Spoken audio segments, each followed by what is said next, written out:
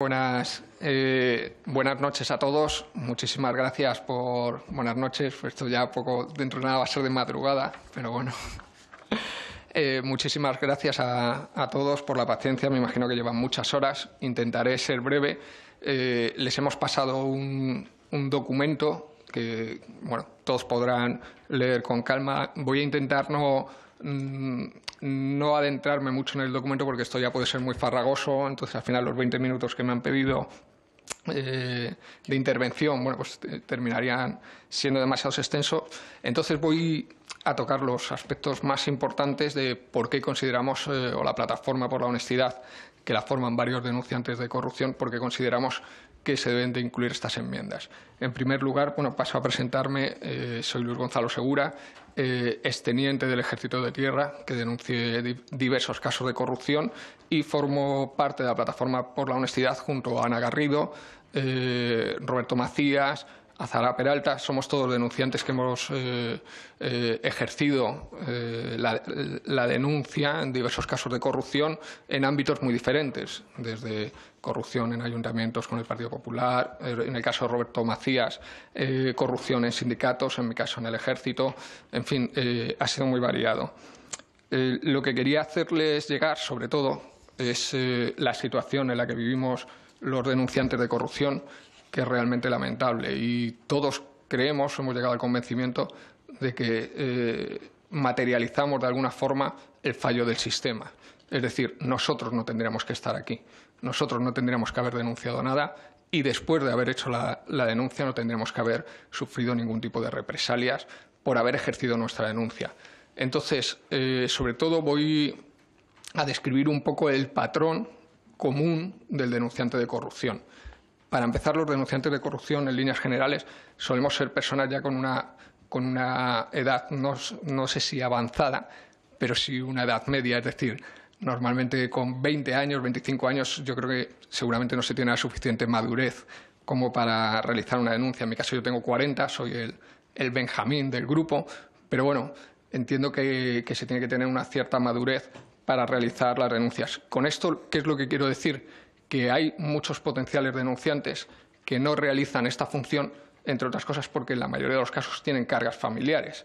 Esa es la segunda característica de muchos denunciantes de corrupción, que no tenemos cargas familiares. Yo creo que esto no las teníamos por lo menos cuando empezaron los procesos. Esto ya empieza a dar una idea de lo complejo que es denunciar para una persona pues, que tiene 35, 40, 45 años y tiene 2 hijos o tiene una hipoteca o tiene una serie de cargas. Ejercer la denuncia no es fácil. Una vez que esta denuncia se ha ejercido, todos hemos seguido un mismo patrón. El primer elemento común es que todos perdemos nuestro puesto de trabajo. Y es algo que evidentemente no debería de pasar. En una sociedad como la nuestra es quizá una de las agresiones más graves que puede sufrir un ciudadano. Es perder su puesto de trabajo, perder el elemento con el cual uno se sostiene, ¿no? A partir de ahí, casi todos sufrimos procesos judiciales. Es decir, en mi caso, por ejemplo, yo he sido expulsado de las Fuerzas Armadas porque parece ser que mis palabras resultaban ofensivas a la cúpula militar. Por hacer un inciso, y no voy a hablar del Ejército, en el Ejército a día de hoy, para que lo sepan todos ustedes, yo creo que merecería como mínimo que se abriese una comisión, hay más de 100 oficiales o suboficiales condenados por delitos. Tenemos el honor, el privilegio de contar en las Fuerzas Armadas con un capitán que agredió sexualmente a 28 reclutas y fue condenado por ello y sigue ejerciendo como capitán. Por poner otro ejemplo, en la unidad en la que yo serví, el anterior en mi puesto era un teniente que robó 95 portátiles y los vendió por eBay. Hoy sigue siendo militar. Y el que me ha sucedido es el teniente coronel Lezcano Mújica, que yo creo que es bastante conocido porque fue el que agredió sexualmente a Zaida. Bien, estos son simples ejemplos. Estamos hablando de más de 100 oficiales o suboficiales documentados que han sido condenados por diferentes delitos y que siguen ejerciendo como militares. Esto es algo gravísimo. Bien, cuando alguien se cansa y decide que esto no debería de ser así, lo denuncia. Bien, pues lo que resulta es que mis manifestaciones afectan a la disciplina y además ofenden a a la superioridad, ¿no? Resulta muy curioso. Este es un ejemplo personal, pero al final es lo que hemos vivido todos. En el caso de Roberto Macías o de Ana Garrido han vivido procesos por revelación de secretos.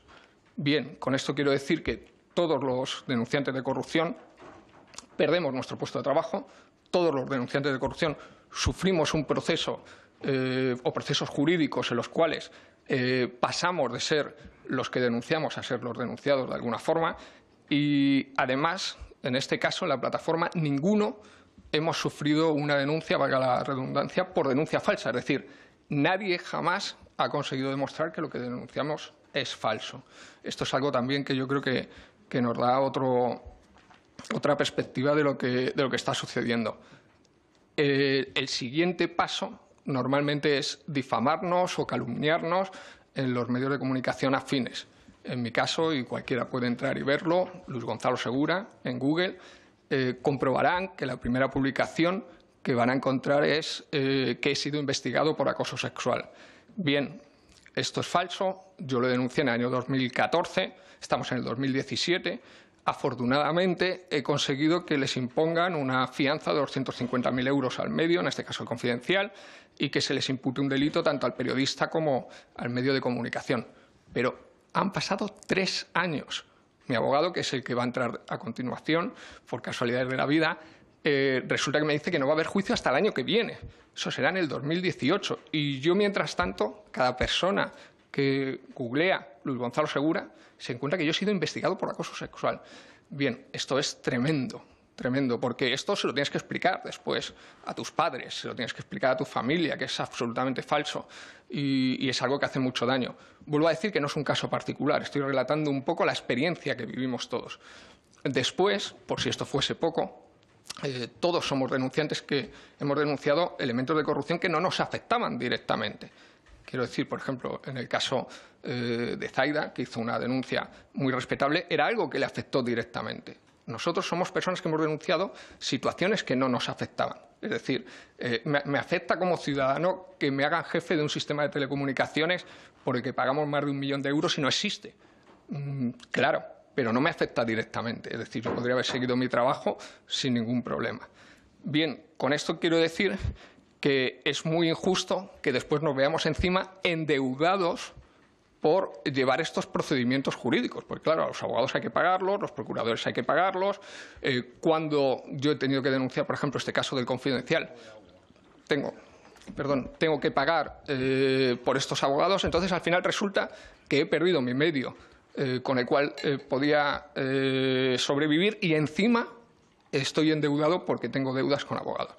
Bien, con este procedimiento, al final, todas las enmiendas que nosotros hemos pasado, lo que pretenden es solucionar estos problemas.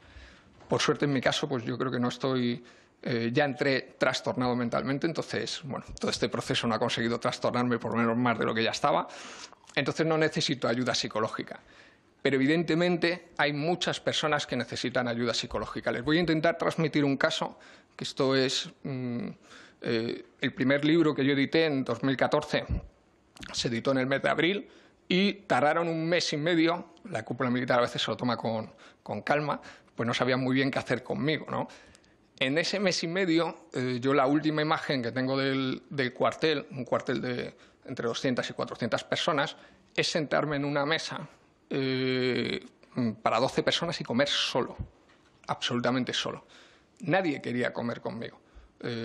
Estaban los que, desde luego, me odiaban porque había denunciado la corrupción, estaban los que me temían porque de alguna forma estaban involucrados en casos de corrupción pero no querían que su nombre saliera, y estaban los que eran mis amigos que sencillamente no querían comer conmigo para que no les viesen que comían conmigo, ¿no? Entonces, al final, comer solo en un comedor de 200 o 400 personas es tremendo, ¿no? Ya digo que a mí no me ha afectado, bueno, más por lo menos de lo que ya estaba yo afectado, pero sí es verdad que hay muchos denunciantes de corrupción que al final necesitan un apoyo psicológico. Con esto lo que quiero decir es que, más allá de las enmiendas que hemos presentado, necesitamos una ley integral que nos proteja. Necesitamos una ley integral que proteja a los denunciantes de corrupción, porque lo último y más tremendo de nuestros casos es que encima estamos siendo utilizados para amedrentar al resto de los denunciantes. quiero decir, hay militares que están pendientes de lo que me pase a mí para ver si ellos denuncian o no. Y claro, nosotros tenemos dos opciones. O nos callamos y no decimos lo que estamos pasando, o si relatamos el infierno que estamos pasando, lo que estamos es amedrentando a todos los demás, a todos aquellos que están pensando si merece la pena denunciar o no. Y la realidad es que no merece la pena denunciar. 3 años después de haber ejercido la denuncia, he perdido prácticamente todo lo que tenía. Estoy endeudado por procedimientos jurídicos y vivo el remate final de toda esta situación. Y es que nadie quiere contratar a un denunciante de corrupción. En este país, si tú eres corrupto, terminas en un consejo de administración sin mucho problema. Si tú eres denunciante de corrupción, nadie te quiere contratar. Es decir, pasas de ser teniente del ejército y poder llevar la seguridad de un cuartel o poder llevar las telecomunicaciones incluso de todas las Fuerzas Armadas a que no vales para estar en una garita, a que no vales ya ni siquiera para ser teleoperador. ¿Por qué? Porque ¿para qué voy a contratar a alguien que es polémico, problemático o que aparece en un medio de comunicación pudiendo contratar a alguien neutro, que no tiene todos esos estigmas, ¿no?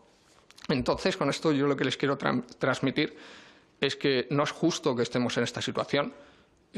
Somos la materialización del fallo de un sistema, porque no tendríamos que haber hecho lo que hicimos y porque no tendríamos que estar en la situación en la que estamos. Yo no tendría por qué pasar hambre, yo no tendría por qué pasar penuria y, lo que es peor, nuestros hijos no tendrían por qué heredar nuestro estigma. Porque es muy duro tener un bebé y a lo mejor pues no darle lo que realmente necesitaría. Y todo, o que todo se deba a haber denunciado corrupción. Esto es algo que yo creo que no puede pasar en este país, es algo que creo que no debe de volver a suceder en este país y es algo que a día de hoy está sucediendo. Entonces son ustedes los que pueden cambiar esto, los que nos pueden equiparar al resto de Europa, porque bueno, el dato está ahí, somos uno de los únicos 4 países de la OCDE que no tienen una ley de protección al denunciante y además en Europa, y esto sí que se lo comento, se está gestando la creación de una ley de protección a los denunciantes, con lo cual yo creo que nuestra ley debería de caminar o acercarse mucho a lo que se pretende y bueno, que por favor que miren las enmiendas que les hemos puesto, creo que son muy, muy necesarias, creo que esto no puede caer en saco roto. Esto no puede ser que otra persona tenga que pasar estas miserias y que tenga que sufrir lo que hemos sufrido nosotros. Ya termino. Se me acaba el tiempo. De acuerdo. Sí. No creo que ninguna persona tenga que volver a pasar por esto en este país, ¿no? Creo que no es justo. Más allá de ello, podrán leer aspectos que yo creo que son muy interesantes dentro de las enmiendas, como la protección del denunciante de corrupción que es denunciante de corrupción en el ámbito privado. Creo que es fácil resolver la ecuación dentro del ámbito público, pero yo no quisiera que alguien que denunciase en el sector privado se encontrase en la misma situación que me he encontrado yo o que nos hemos encontrado otros denunciantes de corrupción solo por no estar en el sector público, ¿no? Entonces, les pido que, en la medida de lo posible, que se esfuercen en hacer una ley integral que proteja también a los denunciantes en el sector privado. Creo que es muy importante y, sobre todo, creo que esta ley, y esta es otra de las partes más importantes, debe estar dotada presupuestariamente. Sé que no es fácil siempre que se habla de dinero, pero pensemos en las decenas de miles de millones de euros que anualmente se pierden por corrupción y en lo ventajoso y beneficioso que sería que esto, bueno, pues si no digo que no pasase, pero al menos que se redujese. Más allá de ello, si quieren hacerme preguntas, porque sé que andamos mal de tiempo y no quiero que terminemos a las 11 o las 12 de la noche, aunque ya digo que les contaría muchísimos más casos y les hablaría de mucha gente y, bueno, me da lástima no poder tener más tiempo. En fin, muchísimas gracias a todos por haberme escuchado y quedo pendiente de cualquier pregunta que me quieran hacer. Muchas gracias. Muchas gracias. Gonzalo Segura, conste que le incitaba a ser corto, pero por supuesto tenía el tiempo que necesitara. Lógico, que no había ninguna cortapisa. Bien, vamos a empezar con los grupos a los que sí les apretaría un poco más en la cuestión de tiempo. En primer lugar, tiene la palabra por el Grupo Socialista el señor Rayo. Gracias, presidente. Gracias al compareciente por estar hoy aquí. Como ustedes saben, el Grupo Socialista, entre las comparecencias que solicitó en su día, incluyó la de un representante de la Plataforma por la Honestidad. Nos parecía importante que tuviera presencia y voz en esta comisión y en los debates referidos a esta proposición de ley. Y hoy, felizmente, tenemos la presencia de don Luis Gonzalo Segura, que para nosotros tiene fundamentalmente el valor hoy, para nosotros, repito, de un testimonio necesario que debía ser oído y que debía dejar constancia en el diario de sesiones de esta Cámara. Y lo digo porque, desde el punto de vista, digamos, de los objetivos específicos que hoy nos traen aquí, que es el análisis de una proposición de ley y sus potenciales enmiendas, como sabe el compareciente y saben otros grupos parlamentarios, este grupo ha participado durante el último año y medio en sucesivas, variadas reuniones y encuentros a los que nos ha convocado la Plataforma por la Honestidad, y nos hemos familiarizado plenamente con la problemática, con el tema, con los objetivos que se plantean, e incluso hemos tenido la posibilidad de analizar conjuntamente en sesión prolongada las enmiendas de las que hoy nos da traslado. Y yo lo que sí que puedo hacer hoy aquí en esta Cámara es confirmarle a la plataforma que no solo las hemos leído, sino que desde luego las hemos atendido y las hemos tenido bien en cuenta a la hora de empezar a preparar las enmiendas que formularemos a este texto. Y vamos a incorporar bastantes de ellas porque nos parecen objetivos más que legítimos, por supuesto, para extender el ámbito de protección no solo al ámbito público, sino también al ámbito privado, y proteger con ello no solo al personal de la Administración, sino también al que actúa en el ámbito privado y donde seguramente es más eficaz proporcionar este tipo de protección específicamente. Nos parece que algunas de las propuestas referidas a los principios y a los derechos del denunciante y a la asistencia que hace referencia al ámbito jurídico, al ámbito psicológico, al ámbito laboral, es extremadamente pertinente y las vamos a tener en cuenta en las enmiendas que presentaremos. Creemos también que esta comisión tiene que hacer algunas reflexiones adicionales sobre la posibilidad de ir un poco más allá de lo que es la propuesta que hace Ciudadanos y que ni siquiera está contemplada en las enmiendas que formula la Plataforma por la Honestidad y que tienen que ver y que afectan y alcanzan al Código Penal. Hay en los sucesivos acuerdos de carácter internacional se llama la atención sobre la conveniencia, entre otras cosas, de tipificar penalmente las conductas que consisten en perseguir a los denunciantes. Y esa es una valoración que hemos de tener en cuenta, al igual que la posibilidad de formular algún tipo de atenuante en los supuestos de autodenuncia. Creo que también es una reflexión que deberíamos abordar en estos debates y resolver ese conflicto que ya ha estado presente en los trabajos de la comisión, que es el que hace referencia al delito de revelación de secretos que puede afectar en algunos casos. Son cuestiones que, repito, nosotros hemos tenido en cuenta, vamos a coger en las enmiendas que formulemos y también vamos a defender en los trabajos de la comisión.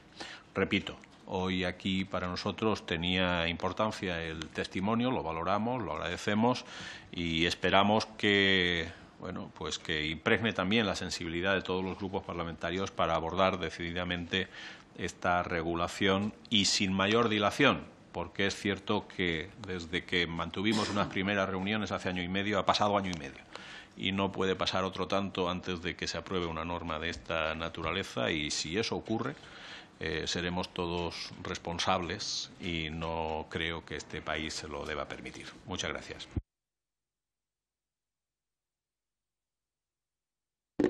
Muchas gracias, señor